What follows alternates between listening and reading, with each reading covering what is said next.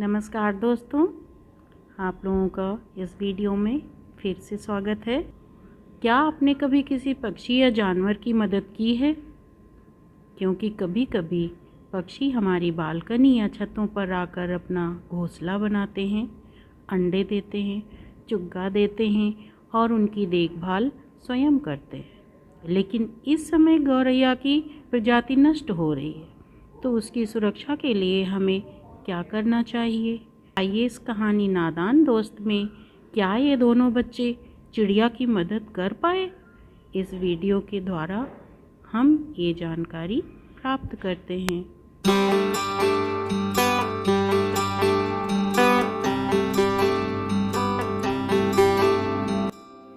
केशव के घर कार्निस के ऊपर एक चिड़िया ने अंडे दिए थे।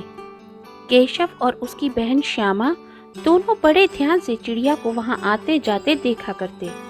सवेरे दोनों आंखें मलते कार्निस के सामने पहुंच जाते और चिड़ा और चिड़िया दोनों को वहां बैठा पाते। उनको देखने में दोनों बच्चों को ना मालूम क्या मजा मिलता।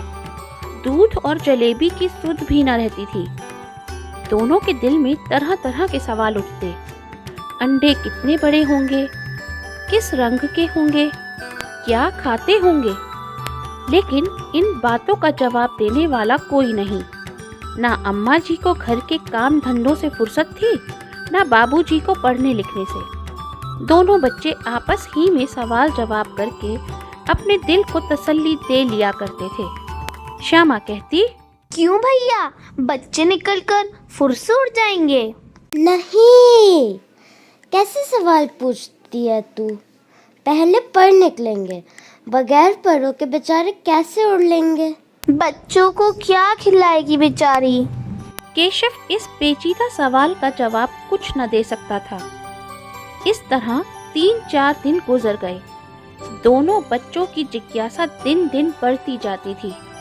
अंडों को देखने के लिए वे अधीर हो उठते थे। उन्होंने अनुमान लगाया कि अब जरूर बच्चे निकल आए होंगे। बच्चों के चारे का सवाल अब उनके सामने आ खड़ा हुआ। चिड़िया बेचारी इतना दाना कहाँ पाएगी कि सारे बच्चों का पेट भरे? गरीब बच्चे भूख के मारे चूं चूं करके मर जाएंगे। इस मुसीबत का अंदाजा करके दोनों घबरा उठे। दोनों ने फैसला किया कि कार्निस पर थोड़ा सा दाना रख दिया जाए। श्यामा खुश होकर बोली, तब तो चिड़ियाओं को चारे के लिए कहीं उड़ के ना जाना पड़ेगा ना? नहीं, तब क्यों जाएंगे? क्यों भैया, बच्चों को धूप ना लगती होगी? अच्छा याद दिलाया। जरूर तकलीफ होती होगी। बेचारे प्यास के मारे भी तड़पते होंगे। ऊपर छाया भी नहीं है ना। आखिर यही फैसला हुआ कि घोंसले के ऊपर कपड़े की छत बना देनी चाहिए। पानी की प्याली और थोड़े से चावल रख देने का प्रस्ताव भी स्वीकृत हो गया। दोनों बच्चे बड़े चाव से काम करने लगे। श्यामा माँ की आंख बचाकर मटके से चावल निकाल लाई। केशव ने पत्थर की प्याली का तेल चुपके से जमीन पर गिरा दिया और उसे खूब साफ करके उसमें पानी भरा। अब चांदनी के लिए कपड़ा कहाँ से आए? फिर ऊपर बगैर छड़ियों के कपड़ा ठहरेगा कैसे और छड़ियाँ खड़ी होंगी कैसे? केशव बड़ी देर तक इसी उधेड़-बुन में रहा। आखिरकार उसने यह मुश्किल भी हल कर दी। श्यामा से बोला, श्यामा, तू एक काम कर, जाकर कूड़ा फेंकने वाली टोकरी उठा ला। अम्मा जी को मत दिखाना, याद रहे। वह तो बीच से फटी हुई है, उससे धूप ना जाएगी। तू टोकरी तो ला, मैं उसका सुराख बंद करने की कोई ना कोई तरकीब निकाल ही लूंगा। श्यामा दौड़कर टोकरी उठा लाई। केशव ने उसके सुराख में थोड़ा सा कागज ठूस दिया और तब टोकरी को एक टहनी से टिका कर बोला, देख, ऐसे ही घोंसले पर उसकी आड़ कर दूंगा, तब धूप कैसे जाएगी, है ना?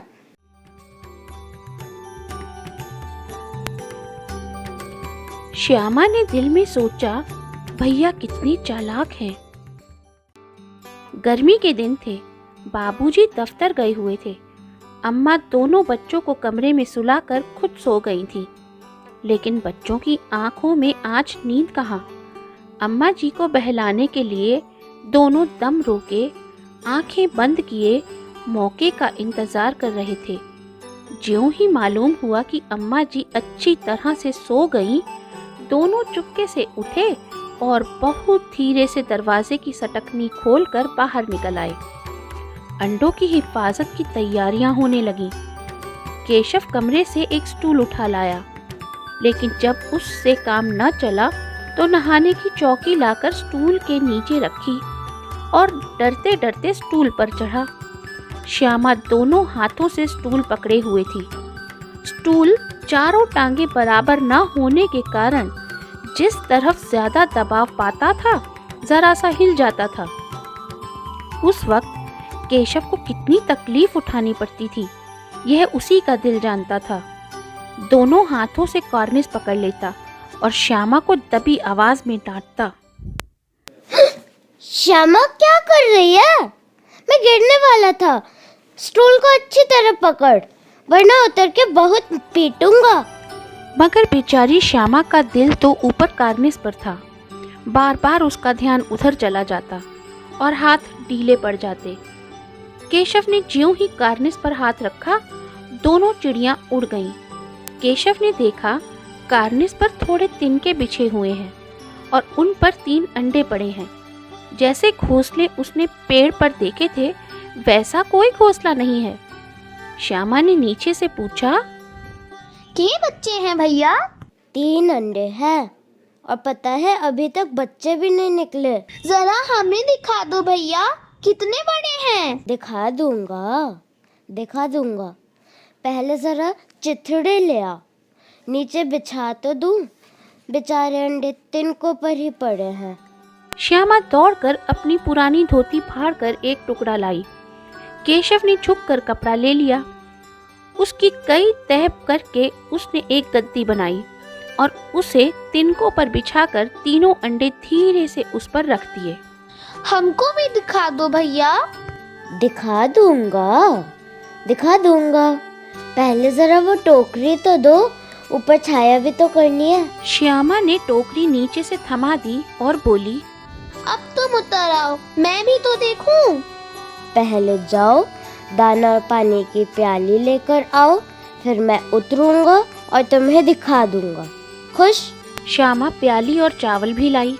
केशव ने टोकरी के नीचे दोनों चीजें रख दी और आहिस्ता से उतर आया। श्यामा ने गिड़गिड़ा कर कहा, अब हमको भी चढ़ा दो भैया। पागल है, तू गिर पड़ेगी। ना गिरूंगी भैया, तुम नीचे से पकड़े रहना। ना भाई ना, कहीं तो गिड़गिड़ा पड़ी तो अम्मा जी मेरी चटनी ही निकाल देंगी। वैसे भी क्या करेगी देखकर। अब अंडे बड़े आराम से रखे हैं, जब बच्चे निकलेंगे तो उनको पाल लेंगे। दोनों चिड़ियां बार बार कार्निस पर आती थीं और बगैर बैठे ही उड़ जाती थीं। केशव ने सोचा, हम लोगों के डर से नहीं बैठती। स्टूल उठाकर कमरे में रख आया। चौकी जहाँ की थी वहाँ रख दी। श्यामा ने आंखों में आंसू भर कर कहा, तुमने मुझे क्यों नहीं दिखाया? मैं अम्मा जी से कह दूंगी। अच्छा जी, अब अम्मा जी की धमकी दे रहे हो? अम्मा जी से कहेगी ना तो बहुत पीटूंगा, कह देता हूँ। तो तुमने मुझे दिखाया क्यों नहीं? और अगर गिर पड़ती तो 4 सर ना हो जाते, देख लेना, मैं कह दूंगी। इतने में कोठरी का दरवाजा खुला और माँ ने धूप से आंखों को बचाते हुए कहा, तुम दोनों बाहर कब निकल आए? मैंने कहा था ना कि दोपहर को न निकलना। किसने किवाड़ खोला? किवाड़ केशव ने खोला था, लेकिन श्यामा ने माँ से यह बात नहीं कही। उसे डर लगा कि भैया पिट जाएंगे। केशव दिल में कांप रहा था कि कहीं श्यामा कह न दे। अंडे न दिखाए थे, इससे अब उसको श्यामा पर विश्वास न था। श्यामा सिर्फ मोहब्बत के मारे चुप थी या इस कसूर में हिस्सेदार होने की वजह से, इसका फैसला नहीं किया जा सकता। शायद दोनों ही बातें थीं। माँ ने दोनों को डांट टपट कर फिर कमरे में बंद कर दिया और आप धीरे धीरे उन्हें पंखा झलने लगी। अभी सिर्फ 2 बजे थे। बाहर तेज लू चल रही थी। दोनों बच्चों को नींद आ गई थी। 4 बजे यकायक श्यामा की नींद खुली। किवाड़ खुले हुए थे। वह दौड़ी हुई कॉर्निस के पास आई और ऊपर की तरफ ताकने लगी। टोकरी का पता न था। संयोग से उसकी नजर नीचे गई और वह उल्टे पांव दौड़ती हुई कमरे में जाकर जोर से बोली, भैया अंडे तो नीचे पड़े हैं, बच्चे उड़ गए। केशव घबरा कर उठा और दौड़ा हुआ बाहर आया तो क्या देखता है कि तीनों अंडे नीचे टूटे पड़े हैं और उनसे कोई चूने की सी चीज बाहर निकल आई है। पानी की प्याली भी एक तरफ टूटी पड़ी है। उसके चेहरे का रंग उड़ गया। सहमी हुई आंखों से जमीन की तरफ देखने लगा। श्यामा ने पूछा, बच्चे कहाँ उड़ गए भैया? हैं? अंडे फूट गए? और बच्चे कहाँ गए? तेरे सर में दिखता नहीं है? अंडों में से उजला उजला पानी निकल आया है। वही तो 2-4 दिनों में बच्चे बन जाते। माँ ने सोटी हाथ में लिए हुए पूछा, तुम दोनों वहाँ धूप में क्या कर रहे हो? अम्मा जी, चिड़िया के अंडे टूटे पड़े हैं। तुम लोगों ने अंडों को छुआ होगा। इन्होंने अंडों को छेड़ा था अम्मा जी। क्यों रे, तू वहाँ पहुँचा कैसे? चौकी में स्टूल रख के चढ़े अम्मा जी। हाँ, तो स्टूल थामे नहीं खड़े थे? तू इतना बड़ा हुआ, तुझे अभी भी इतना नहीं मालूम कि छूने से चिड़ियों के अंडे गंदे हो जाते हैं। चिड़िया उन्हें फिर नहीं सेती। क्या चिड़िया ने अंडे गिरा दिए हैं क्या अम्मा जी? और क्या करती? मैंने तो सिर्फ अंडों को गद्दी पर रखा था मम्मी। माँ को हंसी आ गई, मगर केशव को कई दिनों तक अपनी गलती पर अफसोस होता रहा। अंडों की हिफाजत करने के जोग में उसने उनका सत्यानाश कर डाला। इसे याद कर वह कभी कभी रो पड़ता था। दोनों चिड़िया वहां फिर न दिखाई दी।